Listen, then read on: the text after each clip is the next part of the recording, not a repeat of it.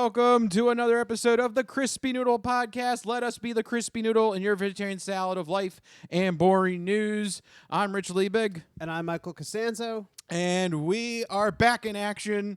It felt like a little bit of a break there. It was a little bit of a break, yeah. Yeah, for those that are just joining our podcast programming, we had...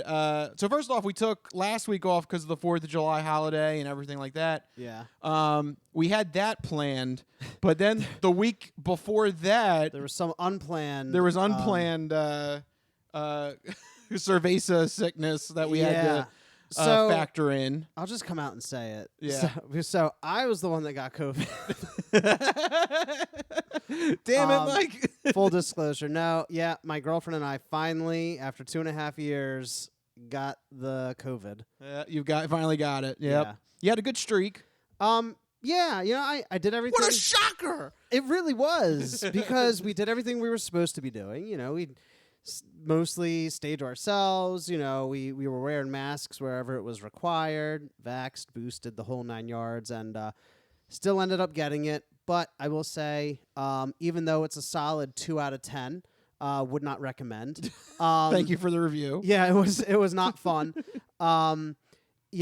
Thankfully it wasn't as bad because of all the precautions we did take. We were able to get the antivirals, and because we were vaxxed and boosted, we were able to knock it out pretty quickly. But it knocks you right on your butt, man. It was not fun, at least for us. Yeah, it was not fun. So yeah, I'm still in the camp that I've never gotten it. So knock on wood. Knock on wood. Is it?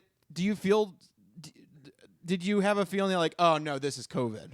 So it's weird because my girlfriend and how similar to it is it to a normal cold or normal flu or something like that? It's nearly identical. And that's the tough part, because my girlfriend was like coughing and was having a little bit of trouble breathing the days before she tested positive, but that's not unusual. Yeah. Because we both have allergies and asthma, and I'm like, it might just be allergies. We didn't think to test until she woke up and she was feeling feverish and she almost passed out. So we're like, okay. Okay. Yeah, so let's test. And her test came back immediately within the first couple of minutes as positive. So then I start testing. Did you have the line thing? It was the line thing? The line thing. And it was screaming red. It was immediate. Like, it says, wait 20 minutes. Within 3, it was already. So I was like, crap. So then I start testing. And here's the worst part, is I didn't test positive those first 2 days. So then So you thought you were in the clear. I thought I may have been in the clear. So she's like hiding in one room, and I'm sleeping in the other room. But, in a small apartment. Yeah, you can't avoid each other. There's only so much you can do. So then, later that week, I'm like, just feel fatigued. I'm feeling shaky. I'm like, I better test again. And again, within a couple of minutes, it was bright red. It was like, surprise. You ding-dong, you got it. Ding-dong, yeah. But yeah, it's the worst part for me was this is like a weird COVID review. COVID review, yeah. COVID review. By Michael Costanzo. Like I said, 2 out of 10, don't recommend. But it is very similar to the flu or a cold. The problem for me is that it just lingered, right? So I had fatigue, I had cough, I had trouble breathing. I would have bouts of energy and be like my, weird, wacky, wild self. And then all of a sudden I would just be like, bleh, and just like crash. It's just like crash, yeah. So it'd be like very like up, down, and like left, right, left, select, right, start. up, down, exactly right. So there was no cheat menu. There's no at the cheat end. code. But yeah, that whole week, like the better part of that week after we did that virtual episode, like the very next day is when I started crashing, and then that whole week I just kind of like it's a good thing we did the virtual episode. Absolutely. We had to revive the crispy compact communique. Yeah, but that's why it's there. Yes. For those circumstances. But I did watch like 8 episodes of The Sopranos. So, that's good. There are some positives. I got to catch up on a lot of TV and video games and movies and stuff. So there you go. But yeah, overall, do not recommend. Do not get it. Do not pass go. Do not collect $200. Exactly. Try and avoid it at all costs, guys. It's not fun. So so between that and then our planned 4th of July holiday, I feel like I haven't seen you guys in like forever. I feel like we had another mini hiatus. It's been a few weeks, and but you had some fun. You were on vacation for a bit, right? Yep, 4th of July weekend. Yep, had some fun down Rehoboth Beach. That was a lot of fun. That's in Delaware, right? Yep, happened in town. There's no tax there. No sales tax. No sales. Well, that's right. Yeah. No sales tax. So you're just spending up a storm. You're just like. Well, it's tell you what, it is very nice to know like whatever prices you see are the final prices. You know. That is interesting. You know. I don't really think about that because obviously here in PA there's sales tax, but that must be a nice feeling. Yeah, it's nice to be straight right to the point. Did you make any big purchases? I've always thought about doing that, like driving all the way to Delaware just to buy like a TV or something. So I will say this: I have driven to Delaware to purchase an expensive electronic piece of equipment. I mean, why not? Yeah, because I mean, if you're talking about something, let's say something that costs, if you're getting say you're getting like $1,000 laptop, yeah, here in PA that's an extra $60. $60. I mean, it's not insignificant. That's like a whole video game. Yeah, and then while you're down Delaware, pick up the cheap gas. That's worth the trip. Yeah, there you go. Yeah. Well, nowadays, especially with the gas prices. Yeah. So I would recommend if you're picking up a big, I mean, if you're big ticket item, right? If you're close enough and you're buying, like a TV, computer, yeah, it's worth it. It's worth it. Could save yourself like $100. Yeah, depending on the final price of your item. Yeah. So yes, would recommend. COVID, thumbs down. Delaware, thumbs up. Yeah, there you go. To save money, thumbs up. Yep, exactly. Something I wanted to mention in our personal bit, we always like to go over movies or TV shows that we caught up on during the break. The one that I caught up on that I need to talk about is, I think you might have mentioned it in This Week in Entertainment. Me and Rachel saw Everything Everywhere All at Once. Did you in theaters or is it streaming now? It's streaming now. Is it really? I believe so, yeah. Is it good? Because I did mention it. I wanted to see it. I loved it. Yeah? Yes. Yeah, I did it again. I loved it. I think it's a unique take on the whole multiverse string theory plot. You'll watch anything with a multiverse in it. I'll give it a shot. Oh, yeah. There's a really nice emotional plot to the center of the movie that works really well. There's a lot of moments that'll make you laugh and go, "What the hell is happening in this show?" Because they really, now I forget the guy's name who created and directed it, but he really went off the deep end to explore these multi-universes and stuff. And someone mentioned this. This movie felt like a true multiverse movie. Not to say that like Marvel hasn't done the multiverse, but it's kind of more like they're using the I feel like Marvel is like using the multiverse to cause actions that they want to have happen. Right. So like Spider-Man, they used the multiverse just so they could have the reunion with Tobey Maguire and Andrew Garfield. Right. For Doctor Strange and Multiverse of Madness, they use the multiverse, but really it's just so we have a way to have Wanda have a goal that turns her to the dark side and stuff like that. It's a tool. Really. Yeah, it's more of a tool in those movies. This movie is goes into depth of like how exactly it would work, the various universes that could happen, butterfly effect theory. Like it goes into those concepts pretty heavily. So it's like a minor. It's like a minor in like metaphysics or something. A little bit, yeah. Okay. You cannot watch this. Let me put it this way: you cannot watch this movie being distracted. Okay, so this is not a movie to like have a meal and watch in the background. You have to sit. Yeah, and watch. you need to sit and watch this movie so that you understand how their universe works. Okay. And I feel like it makes more sense too in some of their. And the way that they can cheat the universe is really interesting. I won't say how exactly that works, but it's really a great movie to watch. What streaming service is this on? I forget off the top of my head, but I know it's on one of them. Okay. It was in theaters. It might still be in the local theater. I'm not sure. But I think by now it's probably on only direct streaming now. But Rachel and I caught up on it, and we were just like blown away. It was. And there's some action scenes that remind you of The Matrix, so that's right up my alley too. Like nice. it really worked. It was, I think it might be the best original movie I've seen this year. Wow. Next to The Outfit. I don't know. That would be my 1-2 punch right now. Okay. All right. So high praise there. Yeah, definitely would recommend. Okay. Excellent. Well, there you go. Movie recommendation for everyone. And what was it called again? I always get the title. I know. I like do everything, everywhere, all at once. Okay. Yeah, it's a little bit of a tongue twister. Yeah. But it's worth it, and highly recommend. Go check that out. Okay, so there you go. What we caught up on during our inadvertent 2-week hiatus, just about. But now we're back in action. We're ready to roll, and we got a couple news topics. We're going to do the sports first in the sports sampler. So you're not good at sports. It's a very small part of life. Sports. In your face. Sports coming at you in your face. And, usually when we talk about golf, I kind of feel like Mike is going to, he usually groans and rolls his eyes. But I got to say, I think the last couple of weeks, I think I've intrigued you with this whole live tour drama. It's just what the golf the golf war. world needed is a little bit of war amongst its players. I like this like opposing faction, and it came out in a big way this past week because it was a major. This week. It's happening this weekend. Yeah, we got the last major of the year. We got the last. It's happening this weekend. It's happening this weekend. Okay, yes, that's right. Yes, you're so excited. I'm jumping ahead in time. That's right. I'll tell you what. Since this is at St. Andrews, I think you have to get up at like 3 a.m. or something to watch the first golfer tee off. That's okay. So we could. Are you going to be up at 3? Wake up. You want to wake up at 3 a.m.? Just let me know. But no, that sounds awful. But go ahead. This is the last major of 2022, the British Open.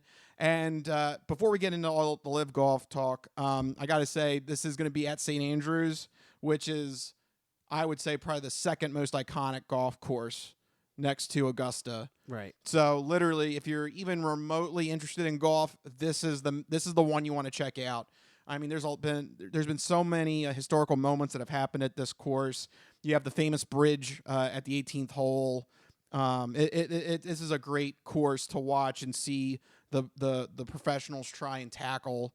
Highly recommend if you're remotely interested in golf. This is the major you want to check out.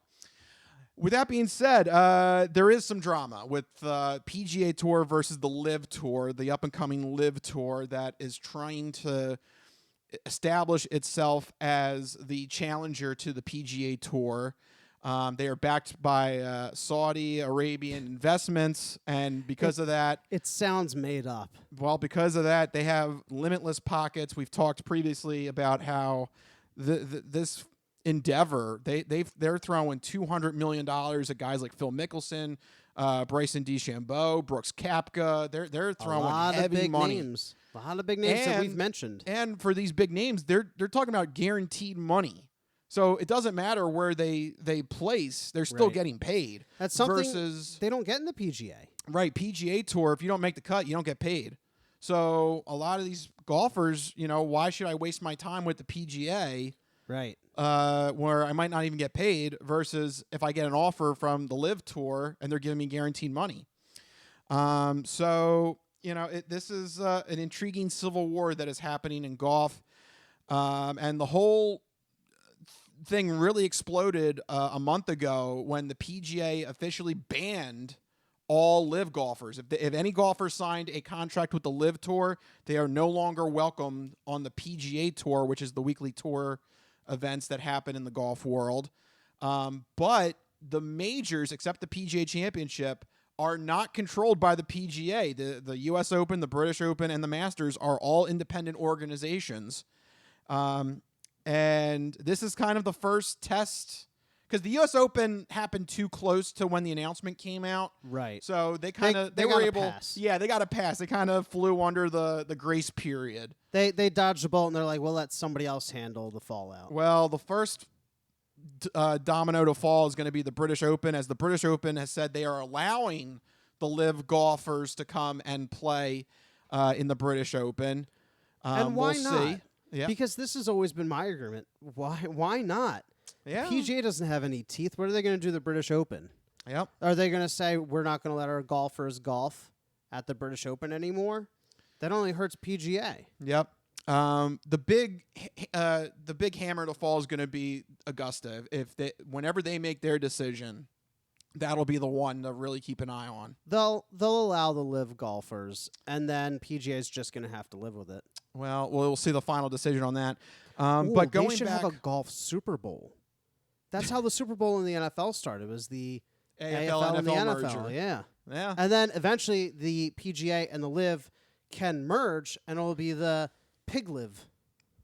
That's a horrible name. Well- Pig Live. Well, they got to come up with a better Pig Live. They got to come up with it. That's their challenge. They got to merge and come up with a better name. Please come up with a better name. Otherwise, it's sticking. That's not going to work.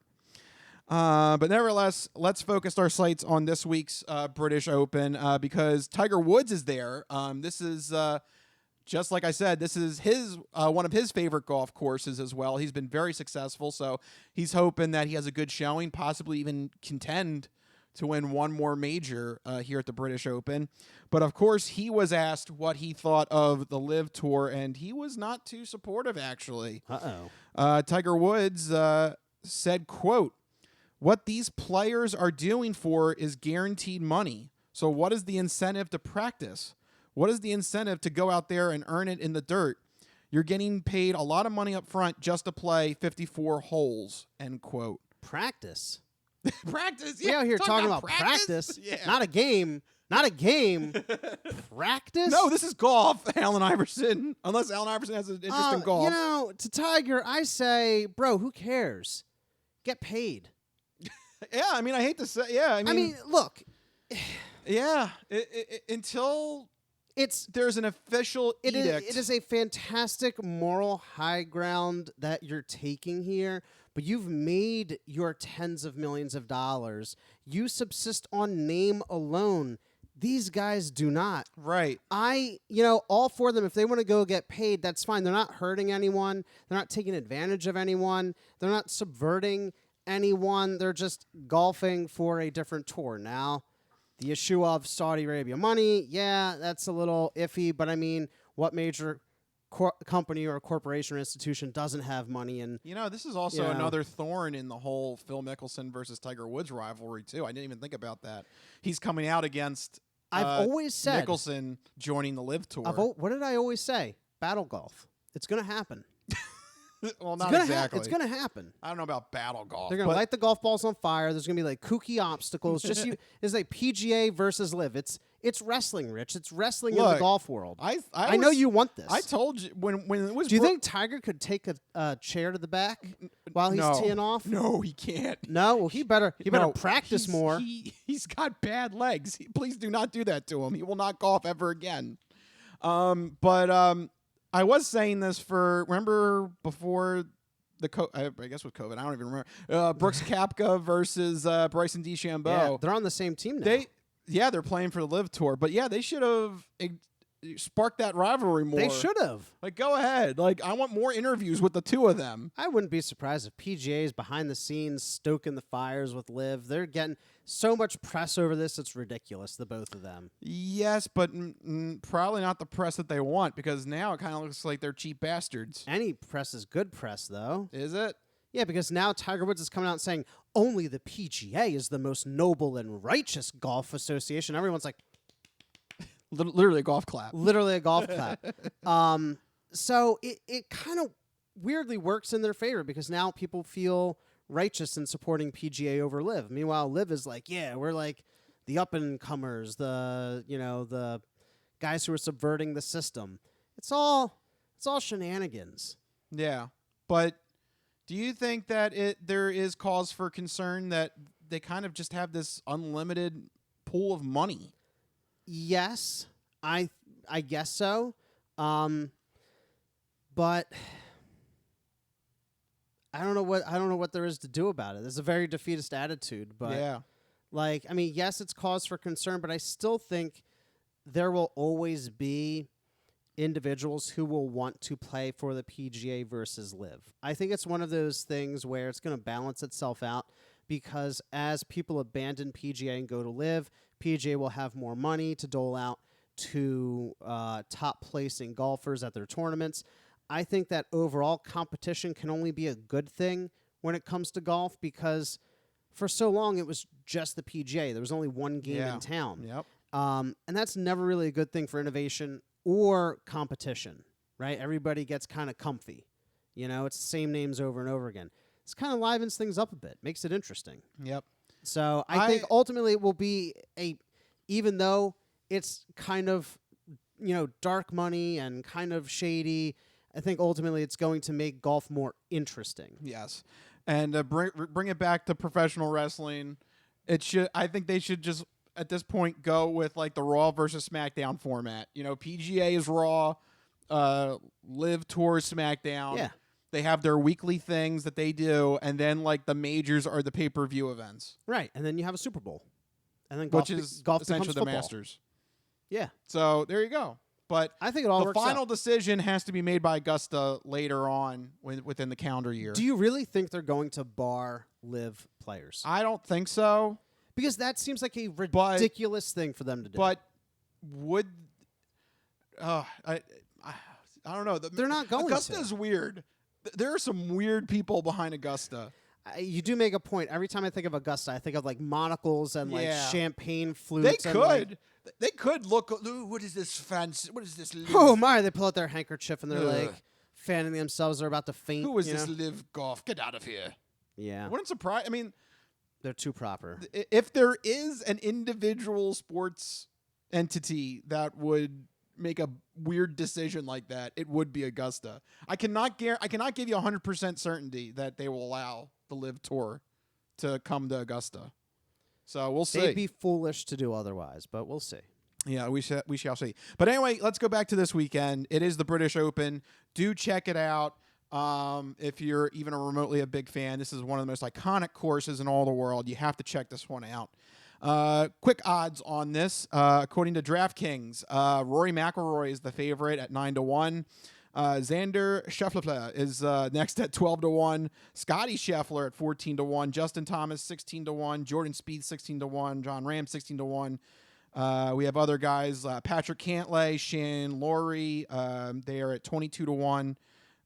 Cameron Smith 25-1. Second place finisher from the U.S. Open, Will Zalatoris 28-1. Former Masters champion Colin Morikawa 30-1, and former world number 1 Dustin Johnson and Tony Finau at 35-1, and Tommy Fleetwood Mac also supporting that as well. If you want to see Tiger Woods, he's currently around 80-1, so I don't think he's going to win. The only way to make headlines during the British Open is to talk out about the other tour. Yes. But this is one of his favorite courses, so maybe he can work some magic and be in like the top 20 or something, but I doubt he'll contend in the final. He's too old. Yep. We'll see. You never know. Is he practicing? I'm sure he is. But look, Phil Mickelson won a major at 50, so that's the new benchmark now. I guess there's still time. Yep. All right, so there you go. All the golf news, getting it out of the way so Mike can breathe easier. Because we do have to get to some football news that did happen, and we're going to try and hit it in our signature segment, the 3-minute drill. Let's arm the clock. There we go. 3 minutes. What do you got? Oh, I love the Legends of the Hidden Temple remix song. Yes. It's good. But in the 3-minute drill, we have a big fat NFL story here. The Cleveland Browns have finally traded former starting quarterback. Finally. Took them long enough. I know. God, but finally, quarterback Baker Mayfield is out of Cleveland, traded to the Carolina Panthers for a conditional 4th or 5th round pick. Get this, not in 2023, but in 2024. And the Browns still have to pay over $10 million, or 2/3 of Baker Mayfield's salary this year. Yep. They got such a bad end of this deal. It's not even funny. Yeah. Like, it's actually kind of sad for the Browns if they weren't a terrible organization. Conditional 4th or 5th round. The Browns could possibly be spending $50 million on 2 quarterbacks that aren't playing for them this season. I think they will be spending $50 million on quarterbacks who won't be playing, and that is the funniest thing in the world. Yeah. To rub salt in the wound, though, the Browns and the Panthers match up week 1. Week 1, 1 p.m. game. Now, what do you think is worse? If Mayfield starts and the Browns have to pay him to play against them, or if Mayfield finds himself riding the bench because he's in a quarterback competition with Sam Darnold? Oh, that's interesting. So which is worse? So is it worse if he plays the Browns and they pay for him, or he's on the Panthers sitting on the bench, and they're paying for him. It would be worse. Actually, it would be worse if he starts. Because then he could beat them. Then he could beat them. That would be embarrassing. Yeah. If the Panthers actually go through training camp and they go with Sam Darnold, I think they lose that first game easily. Sam Darnold is But kind don't of you fading think- out. How many camera cuts are they going to make to Baker Mayfield sitting on the bench with the stat that he's getting paid $10 million by the opposing team sitting on the bench? It's whoever is the graphics people, just cue that up already. Oh yeah, we're gonna have lots of those. There's no situation where this is not humiliating and embarrassing for the Browns, and rightfully so. Yeah. Good luck with Jacoby Brissett, because that's literally who they're turning to. They're going to have to sign extra quarterbacks. How many quarterbacks are they going to pay for this season? Yeah, right. You can't go in with just one. You need a backup. They have to sign a fourth. They're going to end up spending like $50 to $60 million on 4 quarterbacks, only half of which are on the team. Yeah. I cannot imagine a more Browns scenario other than Brissett getting injured week 1, which would be devastating for Brissett, but like, man. Yeah. Who else do they turn to at that point? It's going to be interesting to find out. And there you go. Let's do this. Leroy Jenkins! I mean, yeah, bring that guy Leroy Jenkins. He's got no fear. He's going to be the Browns starting quarterback. Let's do this. Leroy Jenkins! There you go. I hit the wrong button. The soundboard knew what it And wanted. the soundboard knew that's going to be the new quarterback for the Cleveland knew. Browns. Let's do this. Leroy Jenkins! Oh my God, he just ran in. He just ran in. There you go. Oh my God. He jumped from the fan stadium and he just ran in. He just ran in. Oh God, he just ran grabbed in. the ball and he completed a pass. Oh, he actually 5-yard gain. All right. The Browns are going to run with it. They're going to keep the fan in. Yeah, sign him to a vet minimum. All right, I did not expect that, but there you go. Yeah, that's our 3-minute drill that we're doing here. It's time for a break. Yeah, is it? Yeah, it is. There you go, man. I'm all over the place. You're all over the place.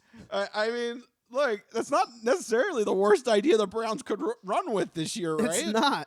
So, Look, if they need a second stringer, and I mean, Leroy Jenkins. Leroy, you might as well. There you go.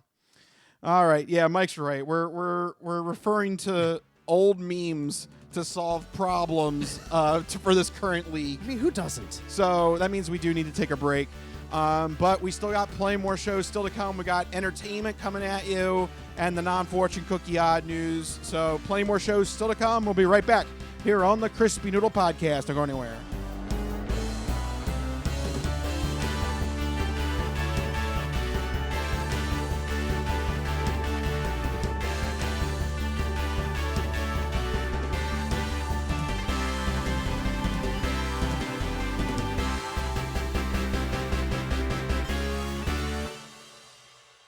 Ready for the weekend? Happy Friday. Hi, my name's Marie, and I'm an artist who's been making Happy Friday doodles every week for over 7 years. And now you can own my art collection in this Volume 1 and Volume 2 art series. These doodles span across multiple themes, yearly festivities, various countries, languages, and more. Both coffee table books have something for everyone and are the perfect conversation starter or gift for a friend.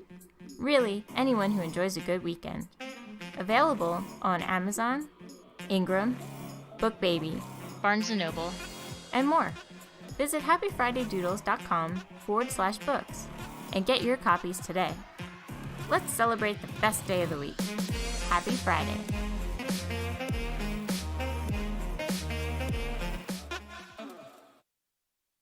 If you go to Taco Bell at 3 a.m, this is what you're going to get.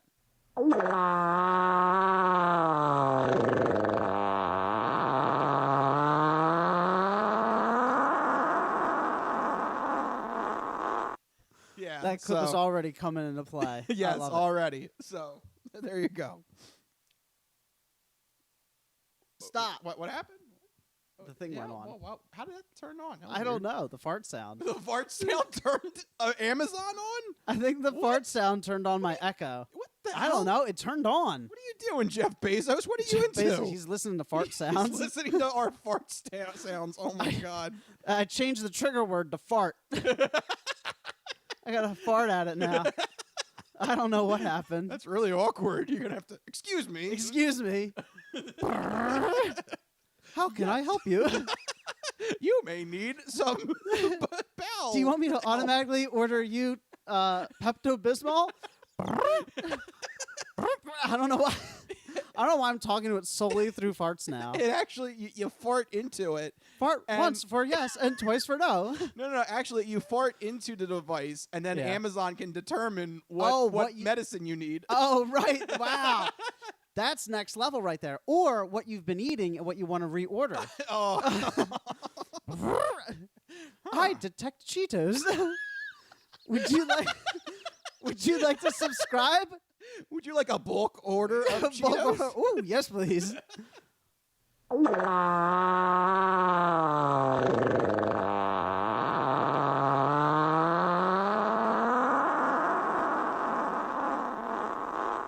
Cheetos ordered. Cheetos. That story took a turn. Yeah. Cheetos ordered. Okay. All right. There you go. The latest from Jeff Bezos and Amazon. It's amazing technology, I tell you. Yeah.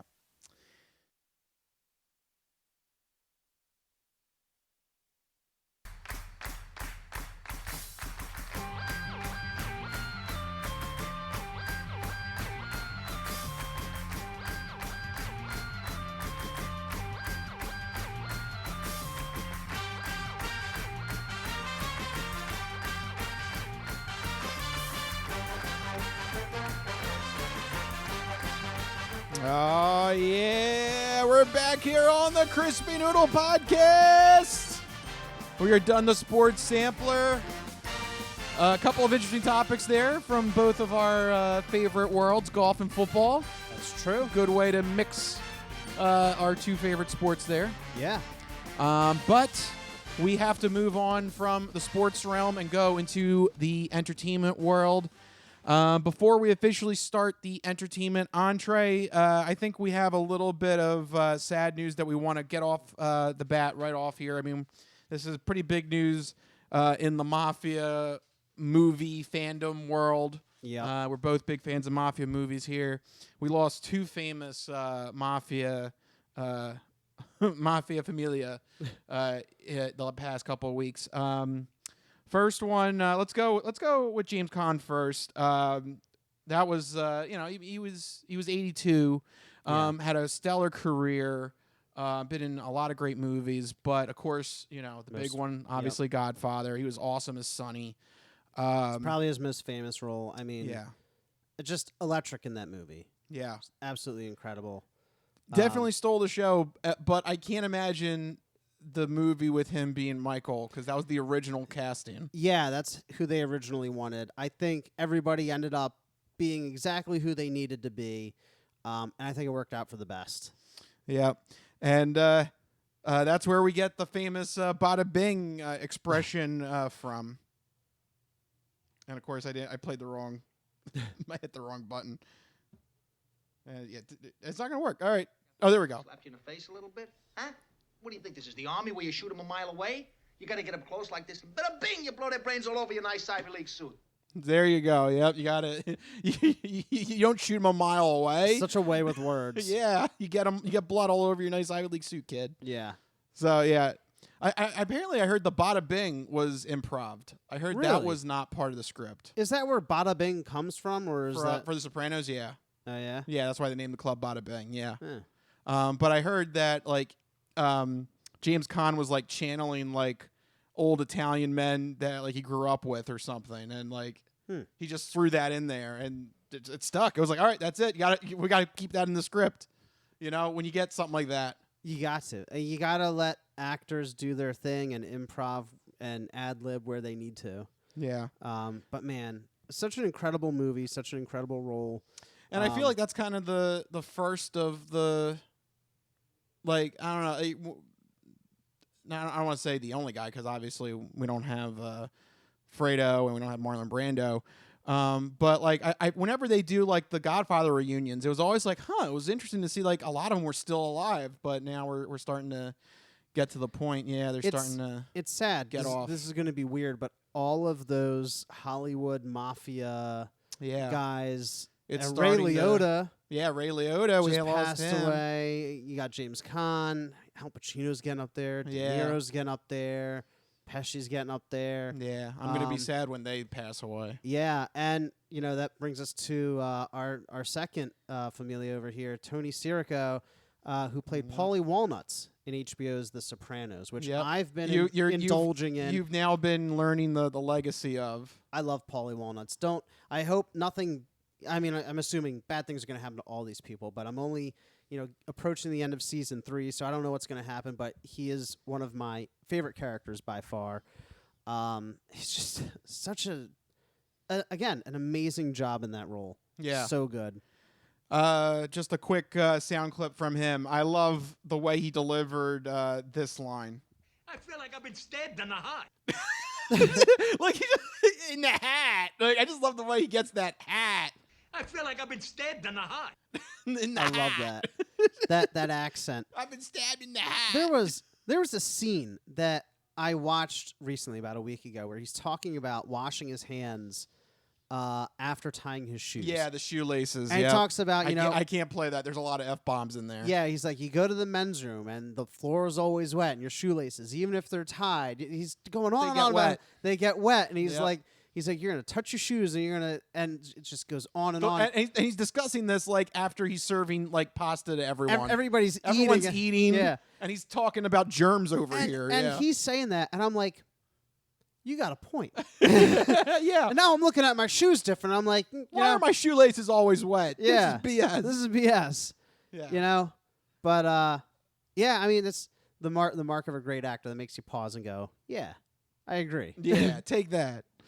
But no, he was definitely iconic on The Sopranos. Also, the wacky hair with he got the whites on the side and the pompadour on the top. Just and then he would have the sunbathing.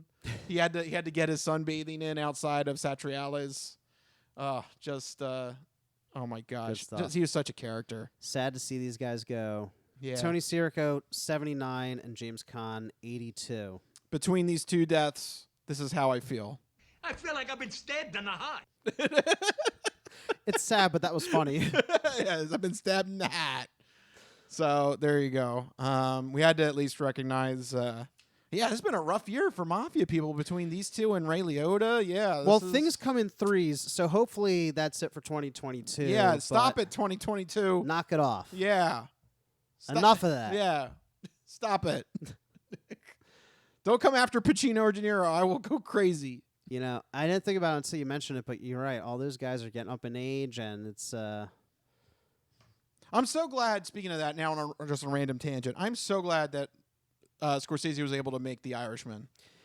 I still got to watch that. It's great. The 5.5 hour saga. It's 3.5.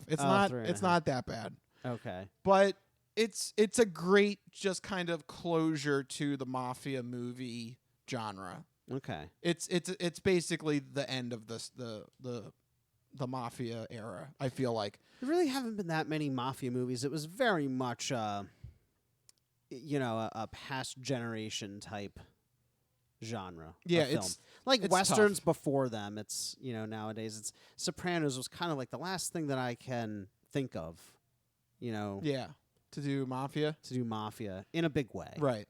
So I would say just the button that is probably The Irishman. The Irishman. Yeah.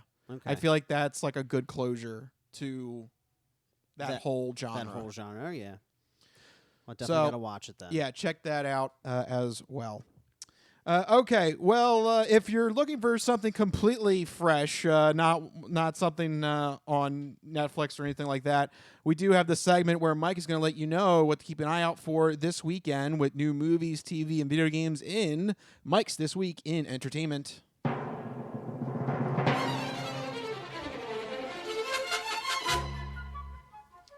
All right, Mikey, what do you got? All right, well, this is actually from last week, but it's still relevant this week because there's no other movies in theaters.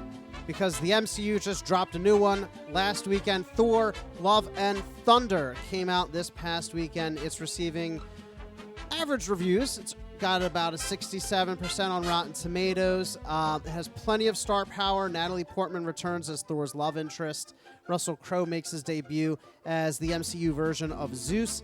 And the Guardians of the Galaxy make some fun appearances in the film as well. I actually had a chance to go see the movie, and watching it, I'm like, this is a fun movie. I can never say his first name. I cannot remember. But Waititi. Waititi is his last name, but Taika Waititi.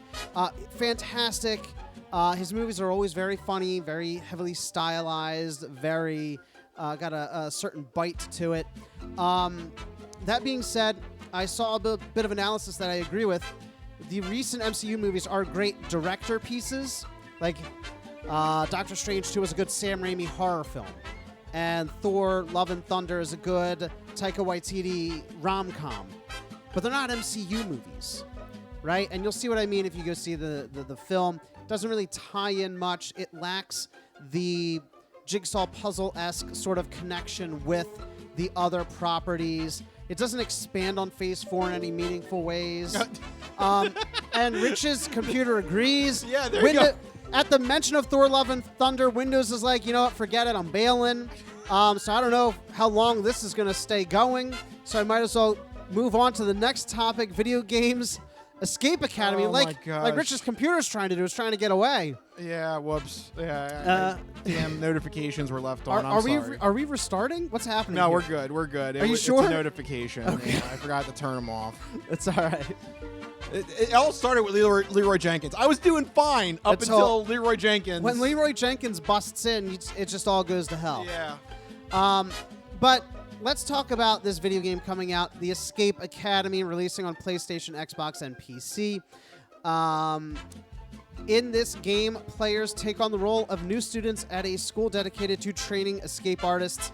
This game features both online and local multiplayer, in which players work together to solve over a dozen escape rooms as they explore the campus, get to know their eccentric faculty, and discover secrets everywhere. It seems really cool. If you like the idea of escape rooms and you're looking for something to play locally, not just online, this seems like a really good choice. Get to solve the escape rooms, have a little bit of split screen fun, or tackle it single player. Go check out The Escape Academy on PlayStation, Xbox, and PC. That's releasing this week, and that's what we're looking forward to this week in entertainment.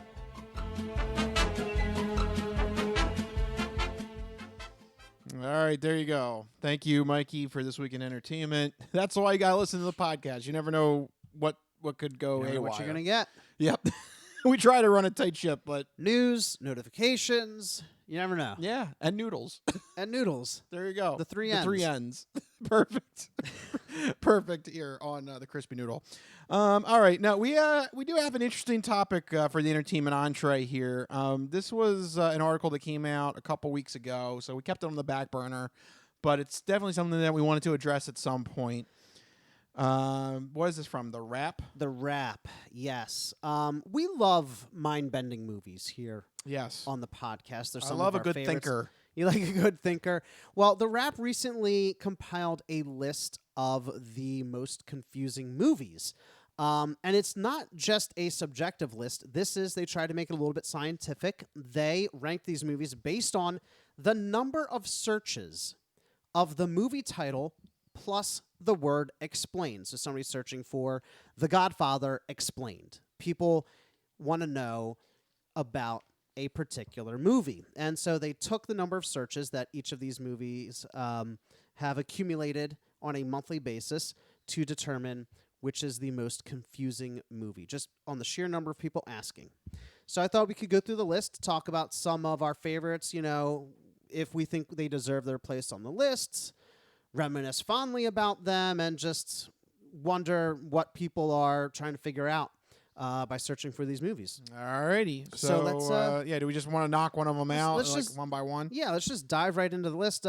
First up on the list, 2001: A Space Odyssey, Stanley Kubrick, 4,200 searches per month. That makes sense to me. Yeah. It's a very confusing movie. Yeah, and I it's thought it'd be- Kubrick. it's Kubrick. It's I kind thought of it'd be high art. higher on the list. Well, be I guess quite the honest. problem's going to be who is constantly watching 2001: A Space Odyssey at this point. Film students. Yeah, auteurs. Yeah. It's not common folk. I mean, it is quite an old movie, and that's an interesting point that we kind of sort of just stumbled upon here. It's the oldest movie on this list. Yeah. By far, 1968. From what I can tell, the next oldest movie was 1980. And we'll get to that a little bit later in the list, because next up, 14, Inception from 2010. 4,500 searches per month. Yeah, everybody loves Googling Inception. Yeah. I think to this day, it's still one of those movies that people will still mention occasionally as Yeah. being very confusing and very mind-bendy. I don't think, personally, I had that much trouble with Inception. Yeah, I liked it. When I first watched it, I kind of got it, and I'm also the type of person that is okay with an ambiguous ending, which Yeah. Inception has. And I think maybe a lot of these searches are people looking for what happened, not to understand the movie itself, but just want to know what was the ending supposed to mean? what the ending is supposed to mean. So I don't think that, because I don't think it was that confusing. I think people got it. I think they just want to know definitively, Yeah. is it a dream or not? Right. Do you get what I'm saying? Yeah. Like, it's not confusing in and of itself. People just want definitive answers. Yeah, and it's kind of a catch-22, because it's like you're supposed to respect the movie, but at the same time, like, yeah, you want to have. There's a part of you that always is driven to find the conclusion, but Right. a movie like that is not supposed to have a conclusion. It's supposed to just, the movie ends, and that's supposed to be it, and then you're Right. supposed to interpret the movie how you want to interpret it. Right.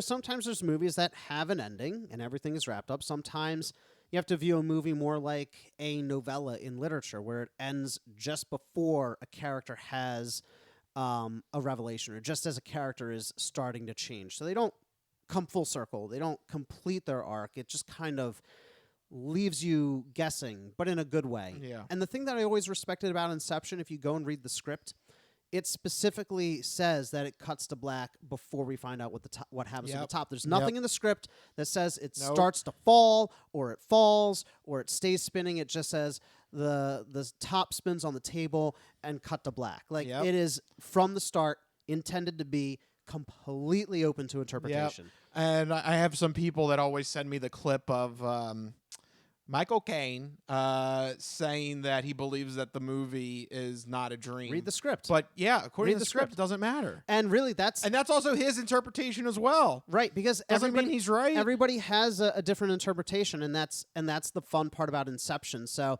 little shocked but not shocked to see it on this list. Yep. But Nolan is coming right back. Yeah, go right back to Nolan, back to back. Memento, another great movie. Yep. Movie completely shot out of order. I love it. Now, this, I totally get people looking up this movie to explain it, because it is in non-chronological order, Yeah. which You wanna- immediately makes it really difficult. Yeah, you want to be able to piece it all together and figure out why it's shot like that, and how does it actually work in the real time linear Yeah. process. I really enjoyed it. I remember. I Yeah. haven't gone back to it like I have Inception, but I really enjoyed Memento when I first Yeah. watched it. Yeah, Nolan is definitely one of my favorite directors, so you're not gonna catch me disagreeing with you too much on this. Yeah, well, he'll appear later in this list some Yeah. more, because that's kind of his gimmick. Yeah, But next we have The Matrix from '99 with 5,200 searches per month. I kind of get that. oh yeah, and especially when that came out, everybody was into philosophy. Yeah. Do you remember that? Like when The Matrix first came out, it was like everybody either loved the kung fu or everybody loved the philosophy. Those Right. were like the two things. Everybody like was trying to figure out more about those two things. It was like a very, I guess maybe it was the movie that kind of started that whole. It's just interesting. We just talked about Inception, and now we're talking about The Matrix, because The Matrix, I guess, kind of started that whole action film philosophy lesson. yeah. It's blending the popular fiction and the sort of heady artistic stuff, or it tried to. I guess by modern standards it would be considered a little ham-fisted, but I always really appreciated it for doing what it did. Oh, and, yeah. and I And think it's still one of my favorite movies. Oh yeah. it's I watched or tried to watch the most recent one. Couldn't get into it, but that original one still like stands tall as I think one of the better films in the past several decades. Next up, we have Predestination. I don't know this one, actually. Yeah, I haven't seen this one either. 5,900 searches per month. Maybe it's one to go check out. So far, we've seen all of them on this list except for this one. It's a gap in our film knowledge here. Yep. But right next, another 99 classic, Fight Club. There you go. 5,900 searches per month. I could see people wanting to know. This is another example of like an Inception where it's not so much the plot is confusing, but maybe they want to know what it all means at the end. Yeah. Right? Because I don't think it's because they kind of say what happened, what the twist was. Yeah. Right? And I think maybe another tangent on this is also like trying to search like when does Tyler Durden show up or like how did he pull off being Tyler Durden when he wasn't Tyler Durden? Right. And like also people looking for like Easter eggs. Yeah, and Easter eggs. You That's know, a big thing with Fight Club. Yeah. There's a lot of Easter eggs. Absolutely. Yeah, you got those little quick like millisecond flashes and all these little, visual tricks that they do. So it's interesting. It brings up a good point though, as we mentioned with Inception and then again with Fight Club. I wonder how this would change if you replace the word explained with something else. Yeah. Like Easter egg or Easter something. egg or meaning or meaning would be good, yeah. Yeah. So, but explained I think is a good starting point. Yeah. Next we have Arrival from 2016 with 6,000 searches per month. I watched this movie. It is fantastic. It's about aliens that come to Earth and have this sort of weird timey-wimey thing going on, and it's about decoding their language so we can kind of figure out what they're trying to tell us or warn us of or threaten us with. We don't know. So I can absolutely see people wanting to know what this is about because it is a movie that deals with sort of events looping back on themselves and the cyclical nature of events. So I can see this being a bit more heady, a bit more, worthy of people searching for trying to figure out exactly what happened. This is a movie where you're watching and you're like, okay, what actually happened right there? Yeah. Great movie. If you haven't had a chance to watch it, highly recommend it. Great sci-fi flick. Next, we have a horror film, the second oldest film on the list, The Shining.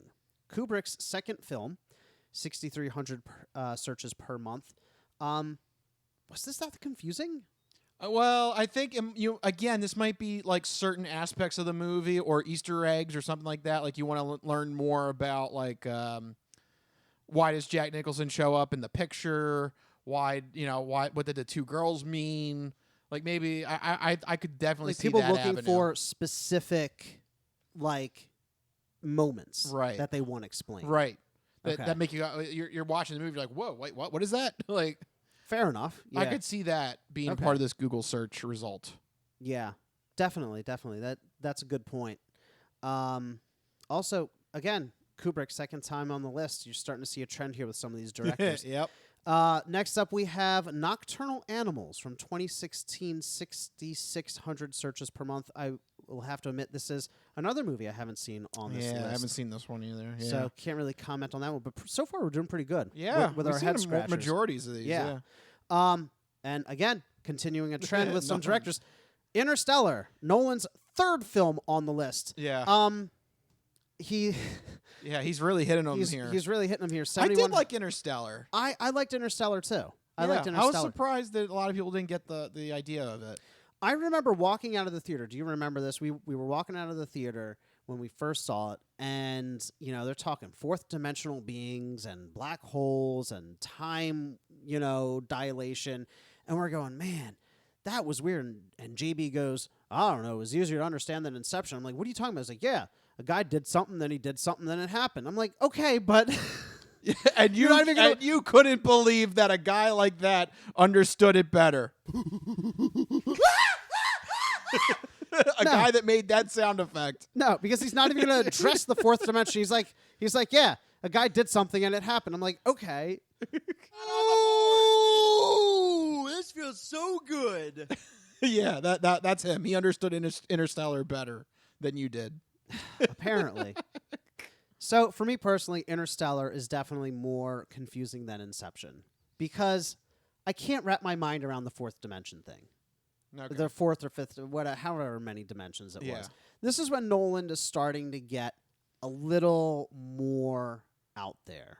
Yeah, You but know? I still liked it. I still understood. I definitely enjoyed this movie. Yeah. Oh, I absolutely. Not be afraid to watch this one again. Absolutely worth a rewatch. Again, highly recommend this one. Yep. Next up, Mulholland Drive, David Oh, Lynch. now we're in David Lynch territory. All right. So I'll have to admit, I didn't actually see this one, but it sounds like you have. yeah, this is So- a crazy movie. So It's- almost 10,000 searches per month. What's going on with Mulholland Drive? There's a starlet story, actress trying to be big. There's romance. There's crazy plot twists. It's David Lynch at his finest. I don't want to give spoilers to the movie, but it's just. It's worth a just- watch? Yeah, and then there's just certain things that he shoots, and you're just like, sure. Like, when you watch any sort of David Lynch project, you're either holding his hand and you're with him all the way, or you don't buy into it and you're not a David Lynch fan. Like, if you, like when you watch Twin Peaks or Mulholland Drive, like, you're either in or you're out. So it's kind of like a Twin Peaks thing where there's like really weird stuff, like visual things That he chose happen. to shoot, yeah, and you're just like, sure, like you got to go with it. Does it honestly serve the plot? Because the vibe I get from Twin Peaks sometimes when people talk about Sometimes it doesn't, it. Okay. but sometimes that's the beauty of it. That's the art part of it, right? Yeah. Where it's just, it exists for the sake of existing. Yeah, and sometimes you're like, wow, that is something that was like cool. Like I guess like I want to see that, but like maybe it doesn't have to do with the plot of the movie, but like you're still just like, wow, that was interesting. Let me ask you this. Do you think Twin Peaks would be on a TV show version of this list? Oh yeah. Yeah? Absolutely. Where do you think it would rank Absolutely. where do you think it would rank on a TV show version of the list? 2? Really? What would be number 1? I don't know. I'm sure there's something I'm forgetting though. It'd be Oh, up there. Lost. Lost Lost would probably be yeah. 1. Oh, absolutely. If this was a TV version of this, yeah, it would probably be Lost, Twin Peaks. we could conduct X-Files. our own study on this for TV Yeah, shows. but it would be somewhere. Those would be probably the top 3. Okay.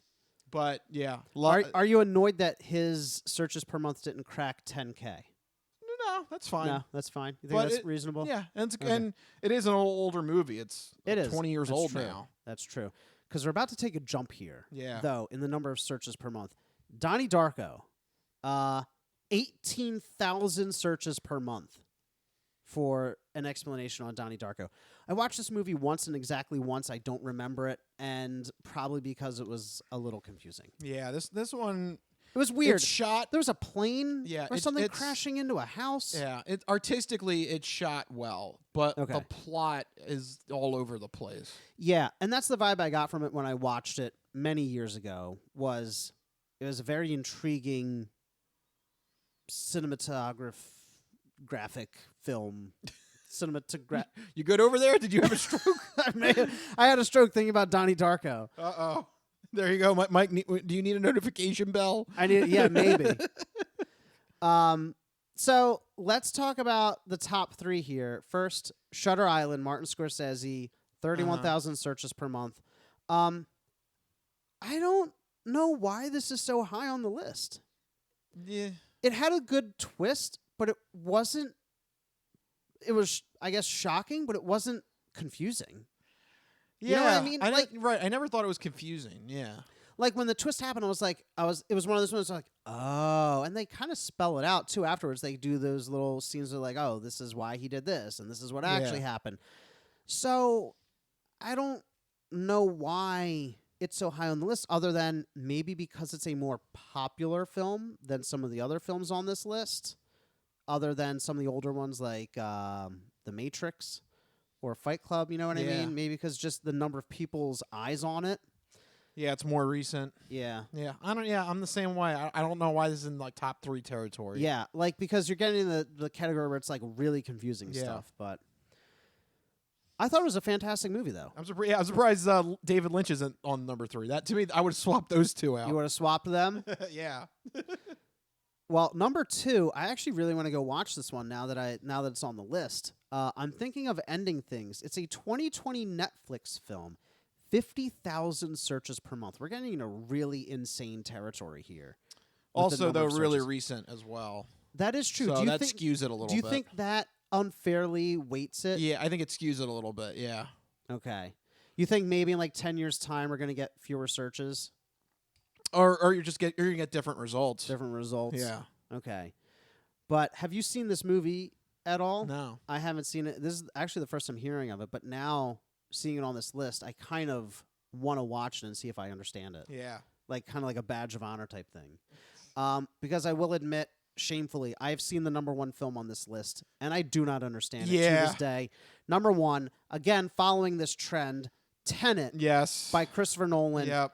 70,000 searches per month. What is he even trying to make coherent films anymore? This is what I'm talking about. This list. So all right, Inception. hold on. Okay, all right. So I will say Tenet. Do not defend Tenet. Tenet is definitely Christopher Nolan's first misfire, in my opinion. That was the first movie I watched, and I felt disappointed in that movie. Yeah. It was an interesting premise, but the rules of the universe I felt didn't really quite make sense. There's nothing compelling in it either. Yeah. Like I weirdly watched the movie and was kind of bored. Like, what was the point of it? Yeah. It didn't have a good emotional core in the middle. Yeah. And it devolved into like crazy war antics, which is never really Nolan's vibe. He's not like a straight sci-fi action film guy. His films always have an Inception or an Interstellar type slant to it. Yeah. You know? Yeah, this was definitely the time I think Christopher Nolan went too far off the deep end. He's got to reel it in a little bit. For the next movie. The next movie. I think, he got a little too high on his own supply. Yeah. He's like, he appeared 4 times on the list. Inception was fine. Memento, he was just starting out, one of his early films. I get it. By the time you get to Interstellar, he's intentionally trying to be complicated. By the time you get to Tenet, it is just like off the walls, off the rails, insanity. Tenet, I think, is the line in the sand. Yeah. I'm with you. Tenet was not a good structured film. Just looking at the searches, 7,000 compared to 70,000. Yeah. There is a leap there. Yeah. Huge leap. A huge leap. Yeah. So I will agree with that. That is fair. Very disappointing. Very confusing and very disappointing. Yep. I hear Christopher Nolan's next project is going to be about Oppenheimer and the nuclear bomb. Yes, and that's exciting for a few reasons. One, the content sounds amazing, just the subject matter of the film. And 2, hopefully a little bit more grounded. Yeah. I feel like that's Nolan. Exactly what he needed. He needs to come back to reality a little bit. Right, maybe a Dunkirk with dialogue. Right. Yeah. That's true. Yeah, Dunkirk doesn't have much dialogue. So my least favorite Nolan films are his 2 most recent, Dunkirk and Tenet. Because Dunkirk, nothing really happens. And he tries to shoehorn some timey-wimey stuff in there by constantly going back between 1 hour, 1 minute, 1 day. You remember that? That's fair. Tenet was just an offensive. Tenet was that was tough to swallow. Yeah. Yeah. But I'm really excited for the next one. You're right. I really hope you can reel it back in. I think that's what the doctor ordered. So we'll see how he handles that. And there's your list. The top 15 movies that were confusing to people. Do you guys agree? Do you guys disagree? Do you have any movies that you found particularly confusing? Let us know. Yep. Let us know in the comment section. But right now, we got to leave entertainment and go to our final portion of the show, the non-fortune cookie odd news. We've been talking about cool and its ramifications and how it applies to the hip scene. But maybe you could give us some examples now of the opposite of cool, uncool. Just exactly what is uncool? My nipples look like milk duds.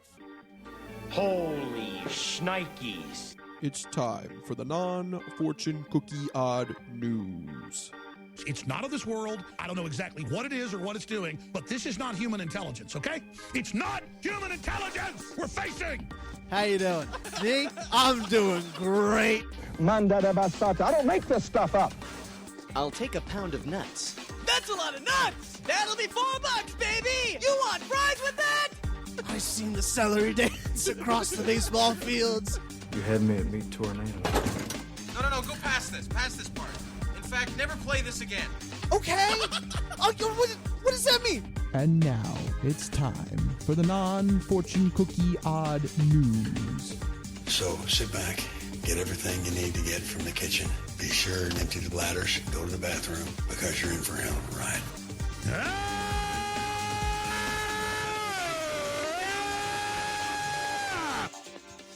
Woo, odd news. That's right, everyone. It's time for the non-fortune cookie odd news. Here in this segment, Rich researches the news, he reads the news, and I react to the news. He finds a weird and wacky story and keeps it hidden from me, which ensures that all my reactions are my genuine gut reactions to hearing these stories for the very first time. I don't know what's about to happen. You guys don't know what's about to happen. And even Rich doesn't know what's about to happen because these stories always take us down wacky and wild paths.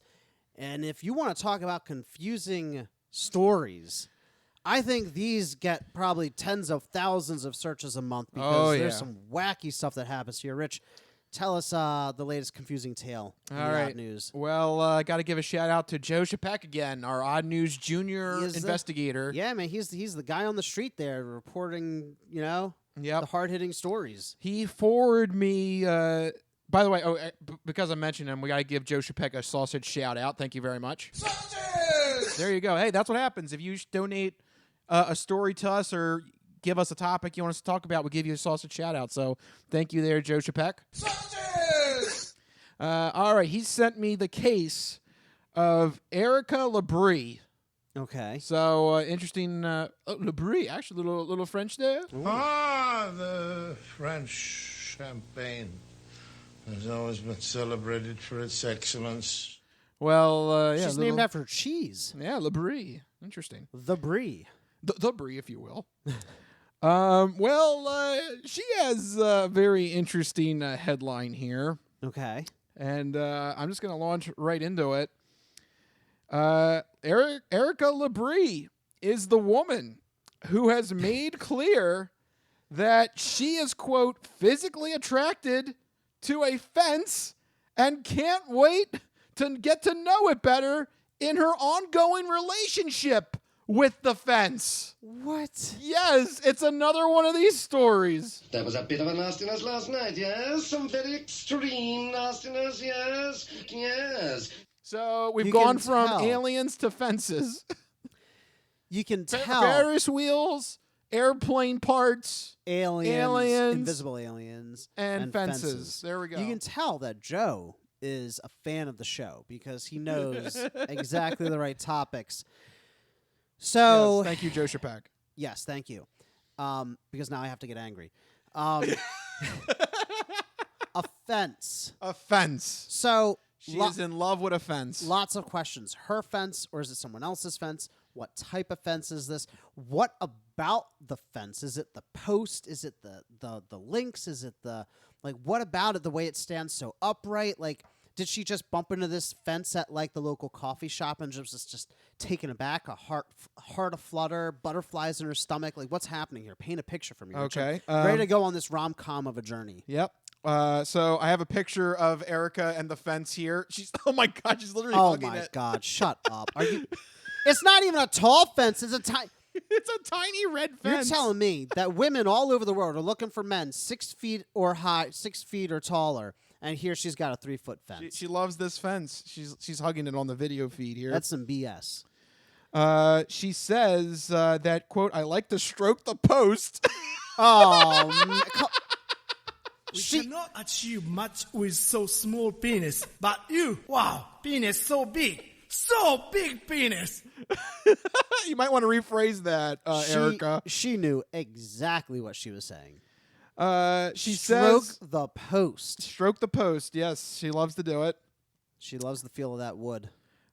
She says that her relationship with the fence is, quote, perfect. Quote, I did not expect. Because it's a fence. It can't do anything to annoy you. It's a fence. She says, quote, I did not expect to find a fence like this. I mean, this is the shape that I like so much. What? All these angles are so fabulous. talking geometry over here. So it's the angles of the fence. She loves those angles. I mean, it is an interesting angle. It's like a 45-degree angle. Oh man. I mean, if it were 50 or 40, but 45. Well, it was very erotic. Yes, indeed. It was erotic. Everybody knows 45 degrees is the sexiest angle.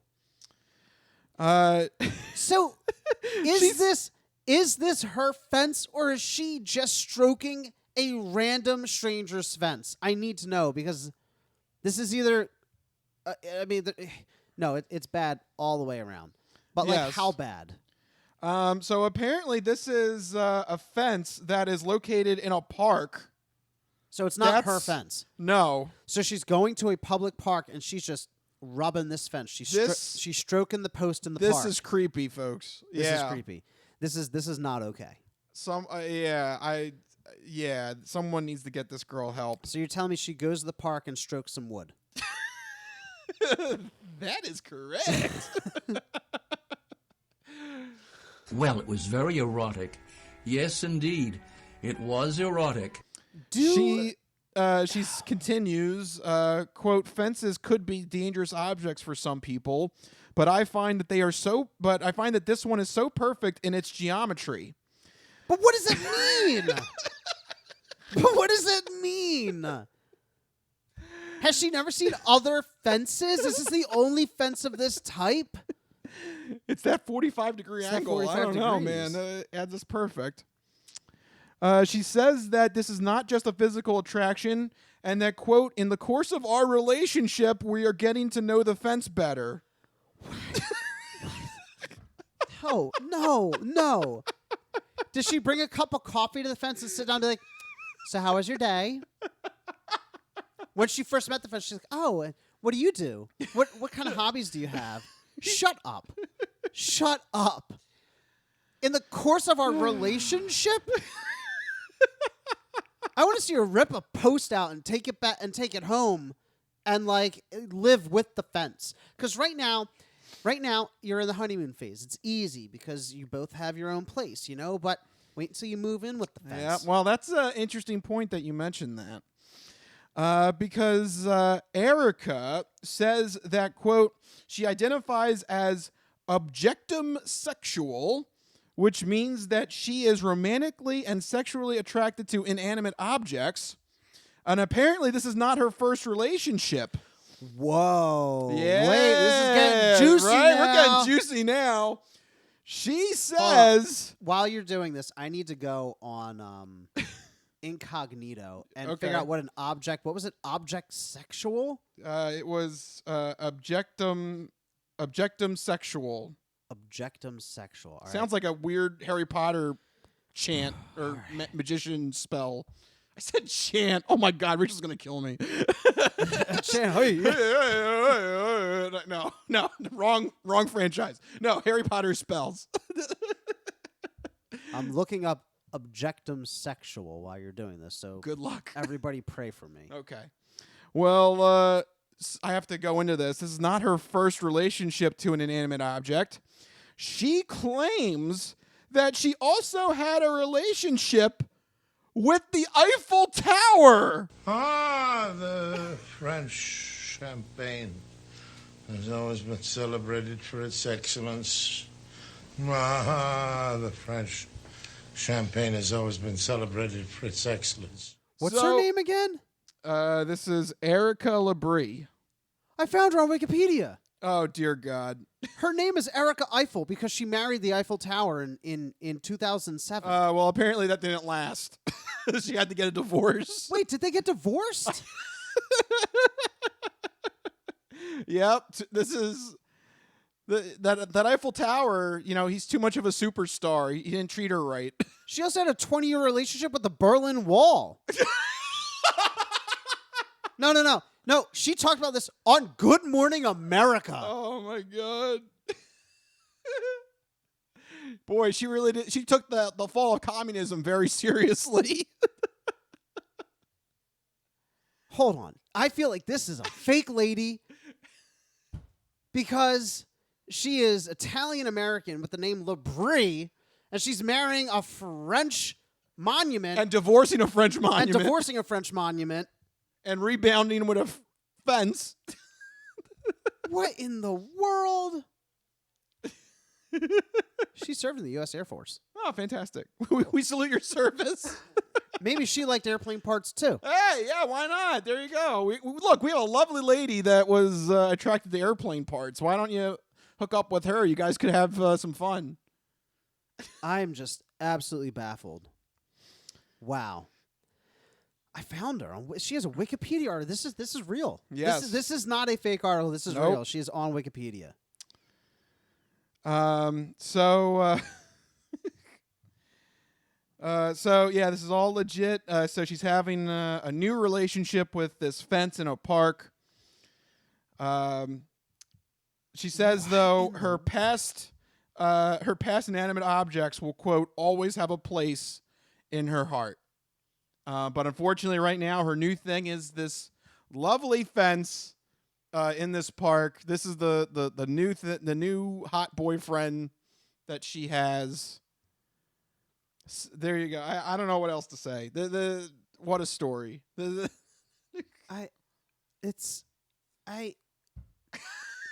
a thing. Object sexuality. It's on Wikipedia. There's researchers. I don't know how legit they are.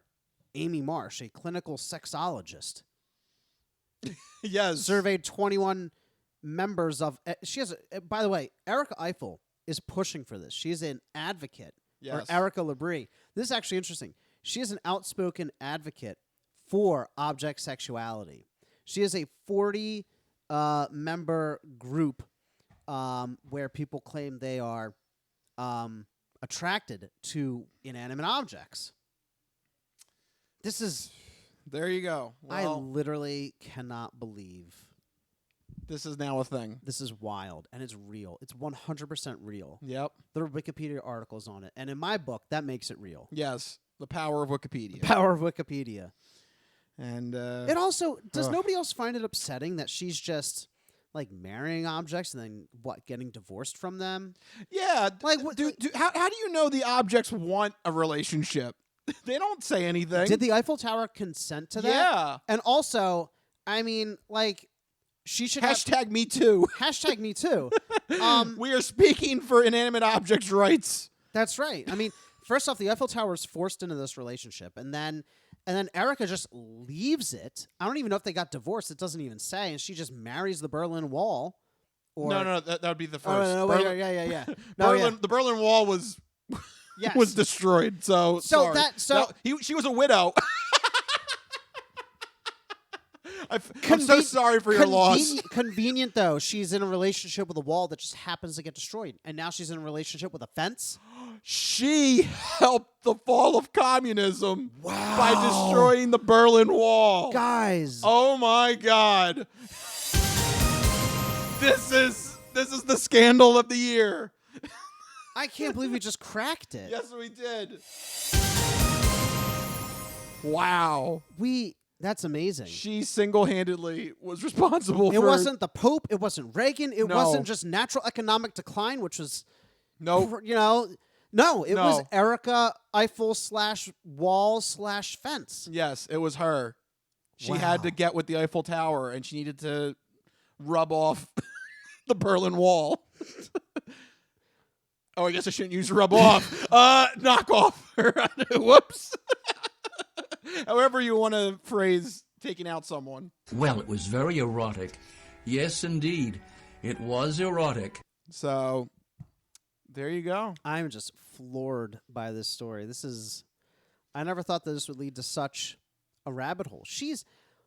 I really do believe this person is fake. Even though there's a Wikipedia article on it, she's a competitive archer, right? She's like appearing in like national cup archery competitions. She was in the Air Force. She married the Berlin Wall and the Eiffel Tower, and now a fence. It's almost like the Forrest Gump of object sexuality. They're just starting. They're in a relationship. Stop rushing them, Mike. That's true. They got to get to know each other. Yes. This random If fence. I were the fence, I'd be worried. Yeah. She already murdered her first husband. Yeah, had a divorce from a divorced for second. superstar. Yeah, divorce. Yeah, exactly. A flame out celebrity marriage. Yeah. She doesn't have a good track record here. She's too busy shooting stuff with the archery and appearing on Good Morning America. She's not going to be able to meet this fence's needs. Yeah. It's not fair to the fence. Right. We're looking out for the fence's interests. That's right. We are pro-fence. Hashtag fence too. Yeah, there you go.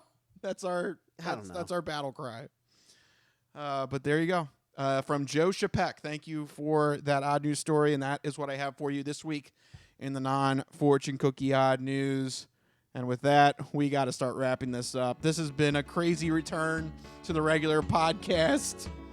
Mike, I'm at a loss. Mike is still speechless. He has no idea what to say. These relationship stories are just getting wilder and wilder.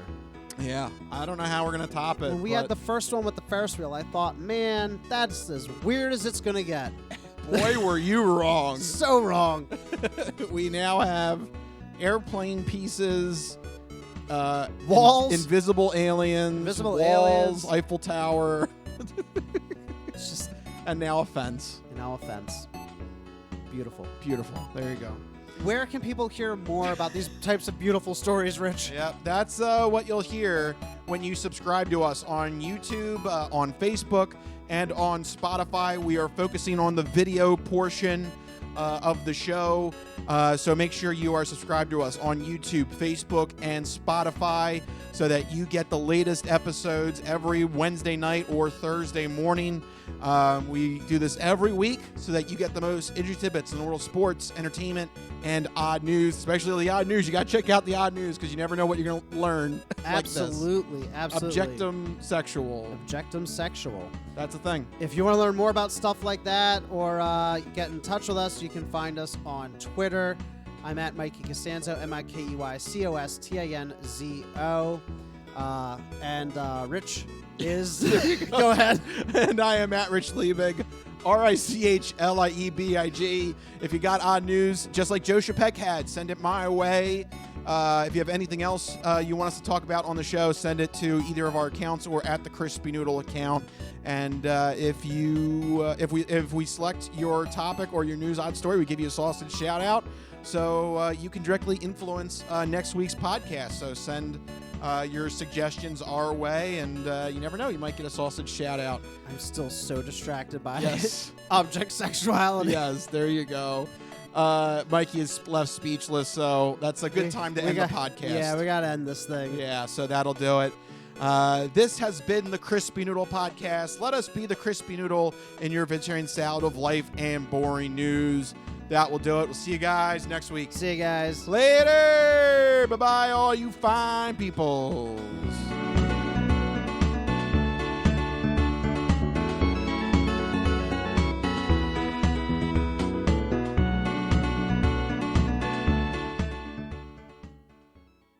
Some of us have great stories, pretty stories that take place at lakes with boats and friends and noodle salad.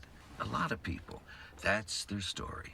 Good times, noodle salad.